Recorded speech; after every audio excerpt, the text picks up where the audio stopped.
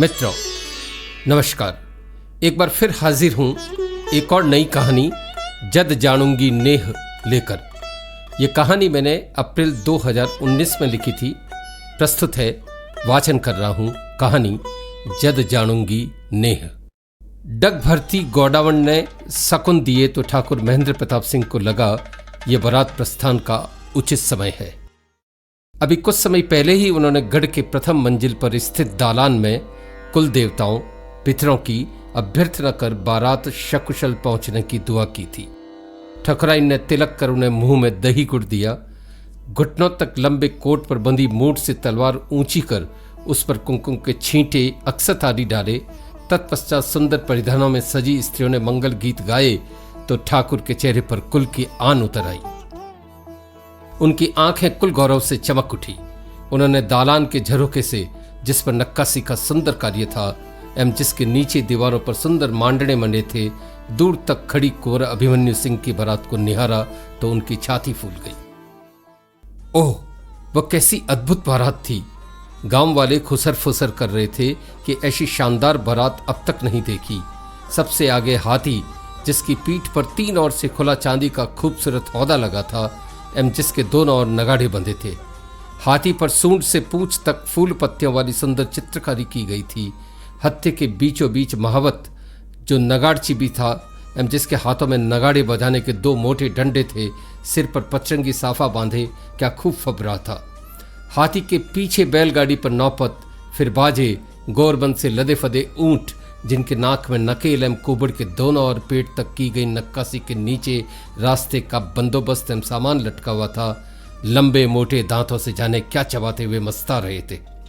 इसके पीछे 20 रसाले घोड़े, नृत्य करती कालबेलियां, गीत गाने वाले लंगे, बारातियों को रिझाने वाली पतराइनें एवं अंत में 100 से ऊपर बाराती खड़े थे, जिनमें से अधिकांश युवक थे जो चौड़ी छाती एवं सुपुष्ट भुजाओं से बाराती कम एवं सैनिक अधिक लगते थे तथा जिनकी घनी मूछें ऊपर की ओर उठी हुई थी।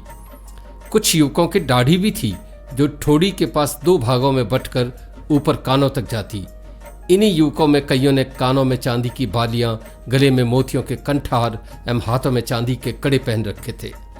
एक व्यक्ति रुई के फोहों से सबके कपड़ों पर इत्र लगा रहा था। इन सब के पीछे सफेद सजे धजे घोड़े पर सवार मसालचियों से घिरा हुआ कुंवर ऐसा लग रहा था मानो तारों एवं नक्षत्रों को साथ लिए चंद्रमा आगे बढ़ने को तत्पर हो। देखते ही देखते वहां कुछ और मसालची आए एवं सभी बारात के चारों ओर फैल गए। ठाकुर नीचे आए तो बाराती ही नहीं, गांव वाले भी अदब से खड़े हो गए। कोई अन्नदाता तो कोई हुक्म हुक्म कहे जा रहा था। उनका रुतबा ही कुछ ऐसा था। आधा प्रबंधन तो आंखों से ही कर लेते। लंबाई 6 फीट से ऊपर थी। रौबदार आंखें, चेहरे के तेज से वे साक्षात राजपुरुष लगते। आज बंद गले का चमचमाता जोधपुरी कोट, जिस पर ऊपर से नीचे तक सोने के गोल बीच से उभरे हुए बटन लगे थे। नीचे सफेद चूड़ीदार पायजामा, उसके नीचे कसीदा कड़ी जूतियां, जिनके आगे का नुकीला हिस्सा पीछे की ओर मुड़ा था।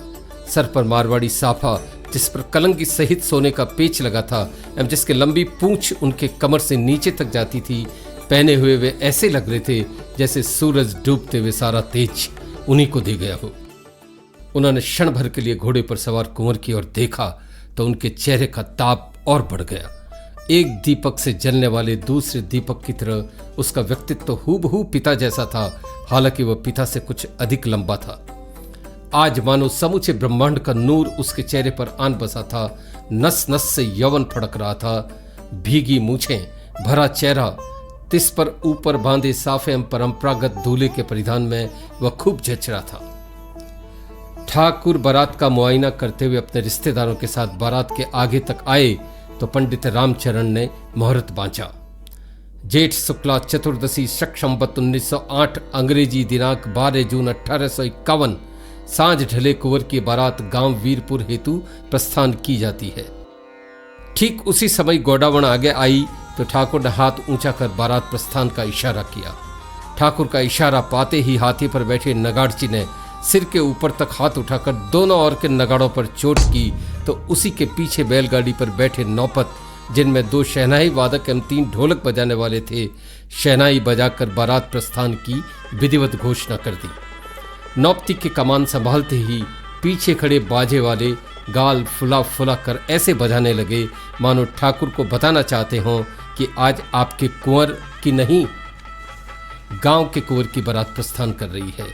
नगाड़े नौपतें बाजों के शोर से सर्वत्र आनंद की लहर दौड़ गई। लंगे हाथ ऊपर कर खरताल बजाते हुए सरदार बनारी जान चढ़े, केसरिया है रूप थारो आदि आदि गीत गाने लगे।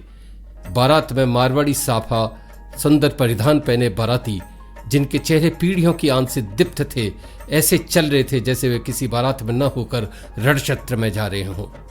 इनमें से कुछ बूढ़े मूंछों पर ताव देकर इधर उधर खड़े गांव वालों को ऐसे निहार रहे थे जैसे कह रहे हों, उम्र ढल गई तो क्या, हमारा नूर आज भी बरकरार है।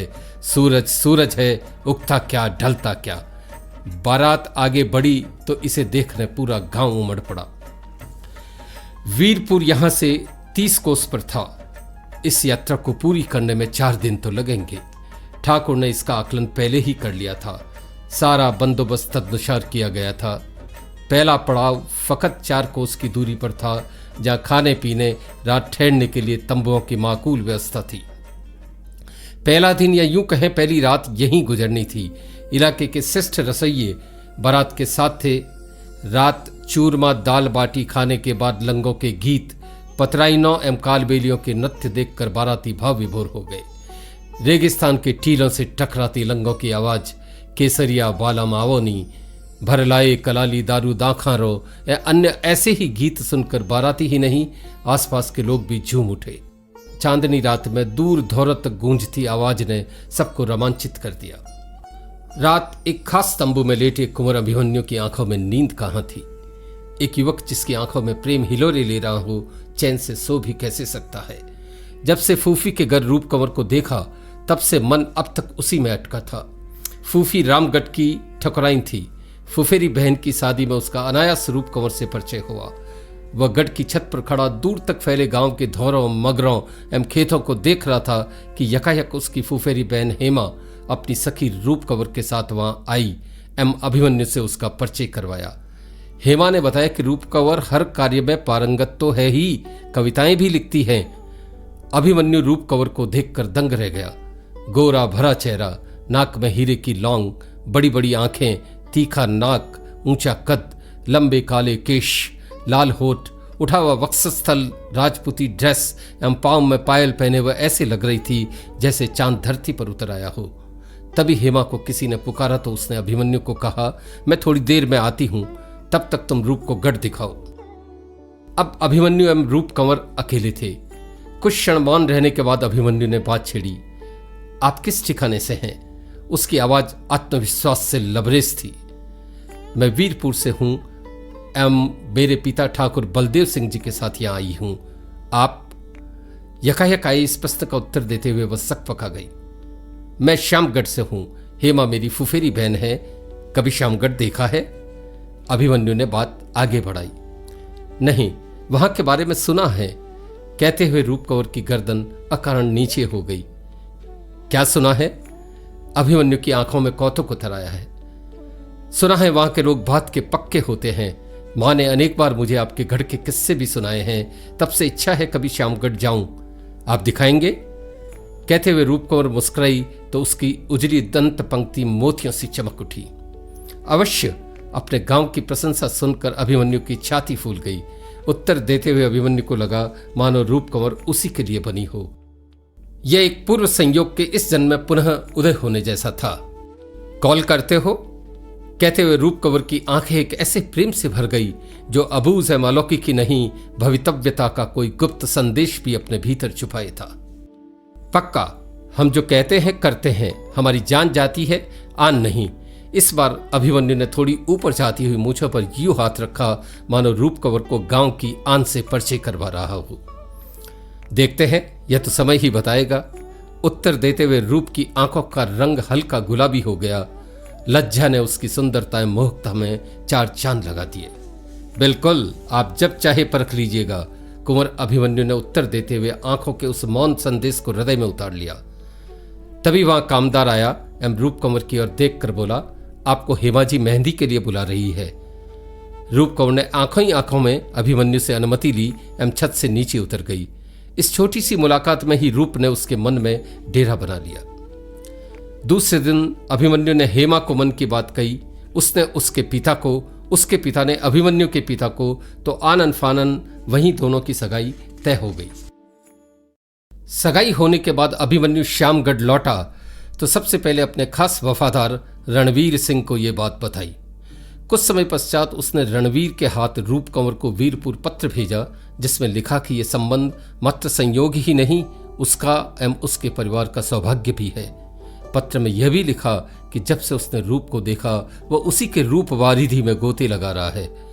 रूप कंवर इस पत्र को प्राप्त कर निहाल हो गई।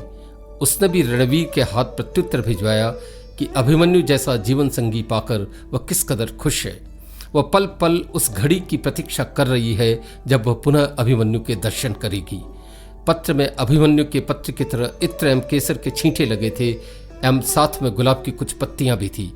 अभिमन्यु ने इस पत्र को जितनी बार पढ़ा उतनी ही बार कलियों को चूमा। चूमते हुए उसका चेहरा प्रेम गंध से ऐसे सरोबार हुआ कि क्षण भर के लिए आंखें बंद हो गई। ओह, प्रेम की यह भाषा कितनी अनूठी है। जब प्रेम होता है तो फिर अन्य कुछ भी नहीं होता। प्रेम की इस भाषा को ज्ञानी मानी भी आज तक परिभाषित नहीं कर पाए। तंबू में लेटा अभिमन्यु एक एक कर इस सारे घटनाक्रम को याद कर रहा था। क्या मनुष्य के सारे संयोग नियति की डोर से ही बंधे होते हैं? वह कई देर तक वहीं पड़े अगड़म बगड़म सोचता रहा। तत्पश्चात मन नहीं लगा तो बाहर आया। उसने ऊपर आसमान की ओर देखा। रात तारों जड़ी थी। ऐसी रातें तो उसने अनेक बार देखी, पर वे रातें इतनी सपनिल कहां थी। आसमान के तारे आज उसके प्रेम नूर से दीप्त थे। इन सब के मध्य उसने आगे बढ़ते हुए चतुर्दशी के चंद्र को देखा तो रूप कंवर की याद प्रगाढ़ हो गई। उसके स्मृति सरोवर में कोई कंकरी गिर गई। इस कंकरी के वर्तुलों ने उसे बेचैन कर दिया। वह पुनः भीतर आया। कलम स्याही आदि का बंदोबस्त था ही। उसने रूप को पत्र लिखा। प्रिय रूप, क्षमा गणी। बारात प्रवास प्रारंभ हो चुका है। अभी अभी तंबू से बाहर आकर आसमान के चांद को देखा तो आपकी याद आंखों में तैरने लगी। सचमुच मैं कितना भाग्यशाली हूं। आपको पाकर अब पूर्ण काम हो गया हूं। आपका रूप, बात करने का अंदाज, बौद्धिक कौशल आज भी मेरी आंखों में बसा है। अब तो यह आंखें आपके दर्शन कर ही शांत होगी। वह कैसी शुभ घड़ी होगी जब वीरपुर पहुंचकर आपके गढ़ के मुख्य द्वार पर तोरण मारूंगा। तब आप भी तो सजी धजी जरोखे से अपनी सखियों के संग खड़ी मुझे देख रही होंगी। ओह, आपके अप्रतिम सौंदर्य का दर्शन कर कहीं सुदबुद न भूल जाऊं। रूप, बताओ मैं आपके गांव में किस तरह प्रवेश करूं? गीत गाते लंगों के साथ आगे बढ़ूं अथवा नृत्य करती लचकती नर्तकियों के साथ?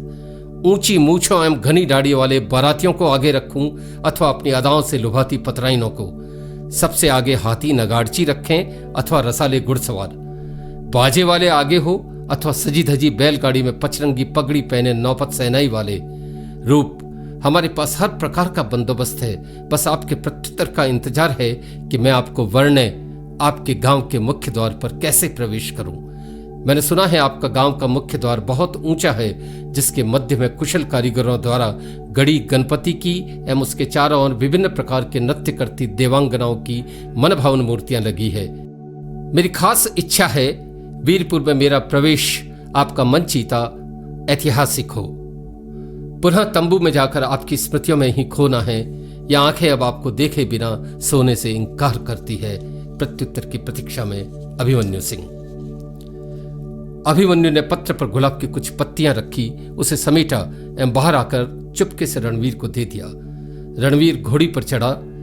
ऐड देते ही घोड़ी ऐसे दौड़ी मानो वो श्यामगढ़ की युवरानी को देखने कुंवर से अधिक आतुर हो। अभिमन्यु देर तक वहीं खड़ा उड़ते गुब्बारों को देखता रहा। कुछ देर पश्चात टापों की आवाज बंद हो गई एवं घोड़ी अंधेरे में विलीन हो गई तो अभिमन्यु ने गर्दन ऊंची कर पुनः तारों झड़े आकाश को देखा। फिर कुछ क्षण पश्चात भीतर चला आया। दूसरे दिन सुबह सूर्योदय के पूर्व बारात पूरी लवाजमे के साथ आगे बढ़ रही थी। बाराती कुछ पैदल तो कुछ बैलगाड़ियों में बैठे चुहल कर रहे थे। बैलगाड़ियों में नागोरी बैल जुते थे, जिनके सींगों पर चित्रकारी का सुंदर कार्य था। हर बैलगाड़ी के आगे पताका लगी थी एवं चारों ओर मोटा लाल कपड़ा बांधकर छाया का बंदोबस्त किया गया था। पूरी बारात में एक भी औरत नहीं थी। राह में डाकू धाड़ाई लूट न ले, अतः तब औरतों को बारात में ले जाने का प्रचलन नहीं था। 2 युवकों के हाथों में खुखरी लगी बंदूकें थी एवं वे बारात के ठीक बीच में चल रहे थे। सभी बाराती सुबह 5 बजे उठकर आनन फानन तैयार हो जाते। सूर्योदय तक तो वे 3 कोस नाप लेते। सवेरे का कलेवा कर 2 कोस और तथा इतनी ही 2.5 कोसी यात्रा शाम तक कर लेते। तीसरे दिन भी यही आलम था। बारात सामान्य गति से लगातार आगे बढ़ रही थी। जेठ का सूरज अंगारे बरसाता, पर बारात का उत्साह उसके तेज से भी दूना था। क्षेत्र में 2 वर्ष से लगातार अकाल था। नदी, तालाब, पोखर सब सूखे पड़े थे। रास्ते में यहाँ वहाँ खेजड़ी के पेड़ सर झुकाए ऐसे खड़े थे जैसे वे भी गांव वालों की तरह गर्दन झुकाए बारात की अगवानी कर रहे हों। कभी कभी रास्ते में फूस की नुकीली झोंपड़ियां भी दिख जाती। इन्हीं के इर्द गिर्द झाड़ियों के आसपास कभी खरगोश तो कभी मोर आदि पक्षी दिख जाते। एक बार 2 चिंकारे चौकड़ी भरते हुए बारात के आगे से निकल गए। इसके कुछ समय पश्चात एक छोटी ढाणी दिखाई दी जहां हिरणों के झुंड भी दिखाई दिए। एक बाराती ने बताया कि यहाँ के लोग खेजड़ी एवं वन्य जीवों की पूजा करते हैं एवं इनकी स्त्रियां जरूरत पड़े तो हिरण के बच्चों तक को दूध पिला देती है। रास्ते में एक जगह पीला पीवड़ा सांप भी दिखा, जिसे किसी बाराती ने लाठी से उठाकर दूर फेंक दिया। 1-2 जगह ठूठ हुए पेड़ों पर कोयल कूदती हुई भी नजर आई। कुछ गांवों में पक्की मेड़ियां तो एक-आध जगह ऊंची झरोखेदार हवेलियां भी दिखी। एक बार अंधड़ तूफान भी आता दिखा, पर सौभाग्य से बारात के आधा कोस दाएं से निकल गया।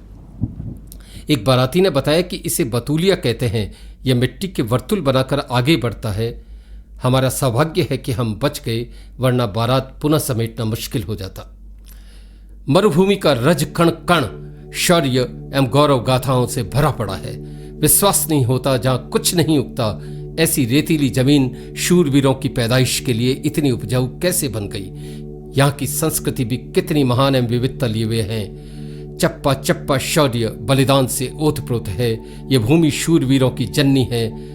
ठाकुर कत्ते ही नहीं चाहते थे कि जेठ में कुंवर का ब्याह हो, पर राजज्योतिषी ने जब कहा आगे पूरे 1.5 वर्ष मुहूर्त नहीं है तो ठाकुर को झुकना पड़ा। तीसरी रात तक रणवीर नहीं लौटा तो कुंवर बेचैन हो गया। वीरपुर अब मात्र 5 कोस पर था। रात अभिमन्यु के मन में आशंका तैरने लगी। रणवीर पहुंचा या नहीं? यह भी हो सकता है कि सूखे के चलते घोड़ी को दाना पानी नहीं मिला हो। कहीं रूप मुझसे नाराज तो नहीं हो गई। आदि आदि अनेक बातें कुंवर के विचार व्योम पर वैसे ही उड़ने लगी जैसे गढ़ में दाना डालने पर अनेक पक्षी आकाश में उड़ने लगते थे। तभी घोड़ों की टापों की आवाज सुनाई दी। अभिमन्यु के चेहरे पर हर्ष की रेखा फैल गई। रणवीर उसके तंबू की ओर बढ़ रहा था। पास आकर वह घोड़ी से उतरा, कुंवर को पत्र दिया। तत्पश्चात घोड़ी की लगाम से खींचकर दूर चला गया। कुंवर ने फुर्ती से तंबू के भीतर आकर पत्र खोला एवं पढ़कर दंग रह गया। इस बार पत्र में न गुलाब के पत्ते थे न केसर के छींटे। कुंवर को आशंका हुई। उसने पत्र पढ़ना प्रारंभ किया। प्रिय, क्षमागणी हुक्म। आपका पत्र मिलना मेरे लिए ठीक वैसा ही था जैसे किसी तड़पती मछली को पानी मिल जाए। पत्र मिलते ही मैं घट की ओर दौड़ी एवं कमरे में आकर पलंग पर लेट गई। पत्र पढ़कर तो मुझे नवोनिधियां मिल गई। किसी भी स्त्री को पति रूप में आप जैसा प्रेमिल दृढ़ पुरुष मिलना उसका परम सौभाग्य है। आपके द्वारा पत्र के साथ भेजी गई गुलाब की पत्तियों को मैं बहुत देर तक सहलाती रही। इन्हें छूते हुए लगा जैसे आप मुझे छू रहे हैं। मैं किस तरह बयान करूं कि मैं आपके दर्शनों हेतु आपसे ज्यादा विकल हूं। प्रिय, मेरी मां ने मुझे अनेक बार समझाया है कि पति से मन की हर बात, जीवन की हर समस्या बांटनी चाहिए, और मैं स्वयं ऐसा मानती हूं कि यह बात 100% सच है। हुक्म, इन दिनों गढ़ गांव में एक समस्या आ गई है जिसके चलते मेरे पिता एवं तमाम गांव वाले त्रस्त हैं। गांव भर में इस समस्या के समाधान हेतु प्रयास चल रहे हैं, पर समस्या सुलझ नहीं रही है। आप जानते हैं मेरे गांव एवं आसपास के क्षेत्रों में गत 2 वर्ष से भयानक अकाल है। अकाल इतना भीषण है कि सारे पोखर तालाब सूख गए हैं एवं पानी कुओं में पैंधों तक पहुंच गया है। धरती झुलस रही है। पेड़ फकीरों एवं वैरागियों की तरह सूख कर ठूंठ हो गए हैं। पशुओं के पिंजर तक निकल आए हैं। मेरे पिता ने आप सबकी आवाभगत करने, ठहरने, मेहमान नवाजी का पूरा बंदोबस्त किया है, पर पानी इतना कम है कि वे सोच में पड़ गए हैं। पानी की कमी के चलते अन्य सारी व्यवस्था व्यर्थ प्रतीत होती है। उन्हें दिन रात इसी बात की चिंता सालती है कि समुचित पानी के अभाव में बारातियों की आवाभगत कैसे होगी, हम आपकी मनोहार कैसे कर पाएंगे। उन्होंने आसपास के गांवों से पानी की व्यवस्था का प्रयास किया, पर वहां स्थितियां हमसे बदतर है। मेरे पिता यही सोचते अनेक बार सर पकड़कर बैठ जाते हैं। कामदारों, कारिंदों एवं किसानों के बुझे चेहरे देखकर उनकी चिंता और बढ़ जाती है। हुक्म, गांव के ठाकुर होने के नाते आप हम गांव के राजा हैं। प्रजा दुखी हो, तड़प रही हो तो राजा चैन से कैसे बैठ सकता है। बारात आने में मात्र 2 दिन रह गए हैं, लेकिन तमाम प्रयासों के बावजूद पानी का बंदोबस्त नहीं हो पाया है। इसी के चलते हम सभी उदास हैं। अगर गांव वालों को डर दिखाकर पानी की व्यवस्था की गई तो लोग प्यासे मर जाएंगे। मेरे पिता प्रजारंजक हैं, वे ऐसा करने की सोच भी नहीं सकते। हुक्म, इसी समस्या के चलते अत्यंत विकट अवस्था में मैंने अपना मन आपसे बांटा है। जहां आत्मिक अंतरंगता हो वहां हृदय के रहस्य सतह खुल जाते हैं। अब आप ही हमारी लाज के खेवनहार हैं। हुक्म, रूप आज आपसे एक वचन चाहती है। मुझे उम्मीद है आप अपने प्रेम की खातिर, अपनी रूप की खातिर इसे अवश्य पूरा करेंगे। मैं जानती हूं आप कौल के पक्के बात के धनी हैं। मैं जो कुछ कहना चाहती हूं उसे नीचे कविता में लिख रही हूं। निश्चय ही इसे पढ़कर आप मेरा अभिप्राय समझ जाएंगे। मेरा विनम्र निवेदन है कि आप मेरे गांव में इसी तरह प्रवेश करें। आप अगर इस तरह पधारे तो मेरे गांव के बुझे चिराग घी के चिराग बनकर जल उठेंगे। भीगी पाग पधार जो जद जानूंगी नेह, भीगी पाग पधार जो जद जानूंगी नेह, सब ने सुख बरसावता सागे लाजो मेह। यूं आओगे साजना जब तुम मेरे गांव, तो रखूंगी आपको मैं पलकों की छांव। पुनः क्षमा गणी हुक्म, आपकी रूप। कविता समाप्त कर रूप ने उसमें गांव की मिट्टी के कुछ कण, सूखी घास एवं 2 सूखे पत्ते रखे, उन्हें होठों से चूमा एवं पत्र को एक थैली में बंद कर रणवीर को दे दिया। अभिमन्यु ने पत्र पढ़ा तो उसका चेहरा गौरव भाव से दीप्त हो उठा। मुख पर पीढ़ियों की आन उतर आई। ओह, रूप कितनी महान है, कितनी प्रजावत्सल। इतनी नाज नखरों में पली होने के बावजूद अंतस कपास की तरह उज्ज्वल है। प्रेम के इन मादक क्षणों में भी वह अपने पिता, गांव एवं गांव वालों की व्यथा नहीं भूली। ऐसी महान स्त्री मेरे घर आकर समूचे गांव को ही नहीं, पीढ़ियों को धन्य कर देगी। बारात जब गांव से आधा कोस दूर थी तो ठाकुर ने बारात रोककर उसे व्यवस्थित किया। सांझ होने में 2 घंटे शेष थे। ठीक उसी समय दूल्हा अभिमन्यु घोड़े को तेज दौड़ाकर बारात के आगे आया और सबसे आगे चलते नागार्ची को बारात रोकने का इशारा किया। बारात रुकते ही उसने एक पाट मंगवाया, उसे आगे रखा एवं धम से उस पर बैठ गया। बारात से किंचित नजर चुराकर ठाकुर दौड़े दौड़े आए। क्या हुआ बेटा, बारात क्यों रोक दी?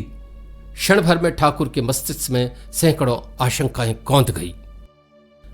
दाता, अब बारात आगे नहीं जाएगी और मैं तब तक अन्न जल ग्रहण नहीं करूंगा जब तक आसमान से बारिश न हो जाए। अडिग अभिमन्यु ने अपना निर्णय पिता को सुना दिया। यह तो कैसी बहकी बहकी बातें कर रहा है। आज आधी रात तुम्हारे फेरों का मुहूर्त है, क्या बिना मुहूर्त ब्याह करेगा? कुल की आन का तो ख्याल कर। कहते कहते आगत अनहोनी को भांप कर ठाकर गुस्से से कांपने लगे। अब तक अन्य बराती भी वहां आ चुके थे। अभिमन्यु चुप रहा। कुछ पल पश्चात उसने वही पाट पर बैठे ध्यानस्थ योगी की तरह आंखें मूंद ली। बारात में कोहराम मच गया। सूरज डूबा, मुहूर्त बीत गया, रात ढलती रही, पर वह टस से मस नहीं हुआ। दूसरा दिन पौना बीता तो आकाश के देवता भी सहम गए। वे सभी इंद्र के पास गए एवं उनसे गुहार की कि यदि आज पानी नहीं बरसा तो संसार में प्रेम की महत्ता मिट जाएगी। भला ऐसे शासक वचन भट्ट कहाँ मिलेंगे जो स्वयं से अधिक लोकहित के लिए जीते हों। जिस रूप ने गांव एवं सर्वहारा के लिए ऐसा अनूठा जज्बा दिखाया, आप क्या उसे पतिविहीन करेंगे? आप तो सबके प्राणदाता हैं, आप कुंवर के प्राण कैसे ले सकते हैं? कुंवर तो मानने वाला नहीं, वह प्राण छोड़ सकता है, वचन नहीं। प्रेम की दिव्यता के आगे आज इंद्र भी हार गए। उनकी आंखों से आंसुओं की अजस्र धारा बह निकली। ओह, जिस मिट्टी के लोग इतने ऊंचे, इतने देशभक्त हो, उस देश में भी क्या कभी मेरा कोप ठहर सकता है? कदापि नहीं। देखते देखते आसमान काले बादलों से भर गया। तेज बिजलियां चमकने लगी, बादल गरजने लगे, यकायक टप टप बड़ी बड़ी बूंदें बरसने लगी। ठाकुर ही नहीं, पूरे बाराती झूम उठे। यह किसी चमत्कार से कम न था।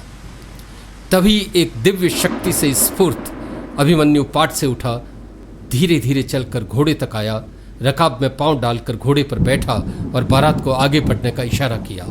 बारात तेज गति से बढ़ने लगी। बाराती वीरपुर पहुंचे तब तक बारिश ने जोर पकड़ लिया। दूल्हा जब मुख्य द्वार पहुंचा, सभी बाराती ऊपर से नीचे तक भीगे हुए थे। अभिमन्यु की पगड़ी से पानी चू रहा था। आज सारा गांव नाच रहा था। सबके चेहरे उल्लास से झूम रहे थे। मुख्य द्वार के चारों ओर नाचती नृत्यांगनाएं आज जीवंत हो उठी थी। ऊपर विराजे गणपति बप्पा हर्ष विभोर बारात को तकने लगे थे। घोड़े पर बैठे अभिमन्यु ने वहीं म्यान से तलवार निकालकर मुख्य द्वार से लटकता तोरण छुआ तो रूप ने झरोखे से फूल बरसाए। उसके मुंह एवं कपड़ों पर भी तेज बौछारें आ रही थी। खुशी का पारावार न था। गांव के उल्लास की प्रतिध्वनि रूप के हृदय में आ बसी थी। हृदय में प्रेम एवं आनंद समाता न था। तभी तलवार हवा में लहराकर अभिमन्यु ने रूप को देखा, मानो कह रहा हो, अब तो मानोगी श्यामगढ़ वाले बात के धनी होते हैं। रूप के हृदय का उल्लास एवं नेह आंखों में चढ़ गया। मुस्कुराती रूप ने पलकें झुकाकर उसकी बात को पुष्ट किया। वह अब भी झरोकों से फूल बरसा रही थी। धन्यवाद।